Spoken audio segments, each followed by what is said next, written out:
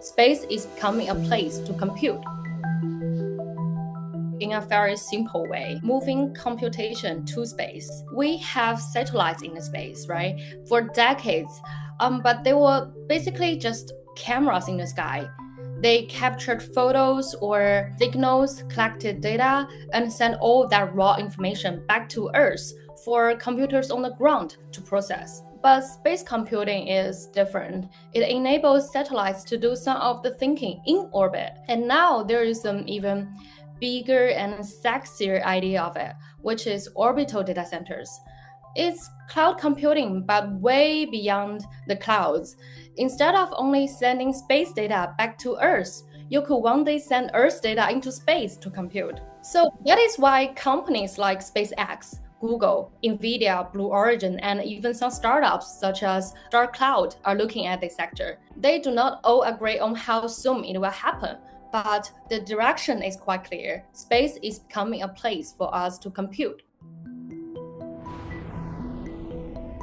There are two main reasons, in my opinion. The futuristic answer is AI.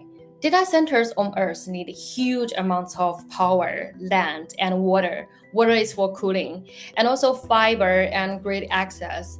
So that's why some top tech leaders, including Elon Musk, argue that one day AI computing may have to move into space, where solar energy is constant and yes, unlimited. But let's be clear, that is still extremely hard. Launch is expensive, and cooling is another difficult issue because space has no air to carry heat away. You need large radiators. You also need large solar panels to generate power.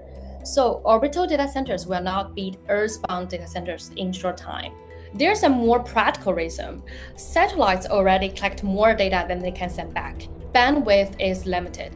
Transmission windows are very short, so some data is delayed or just wasted in the sky. That is where space computing makes most sense today. We know that the tension between China and the US in technology is still here and it's not going to go away anytime soon.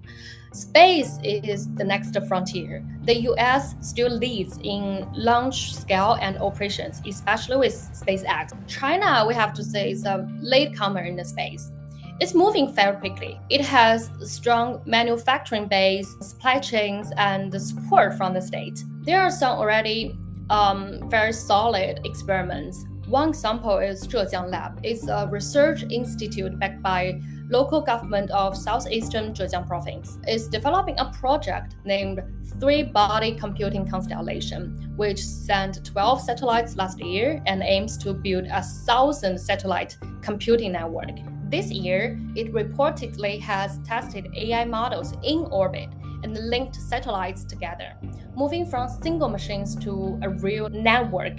This new space race is different from what we saw from the Cold War. It's not just about who gets there first, it's about who can really occupy, operate, and use the orbit.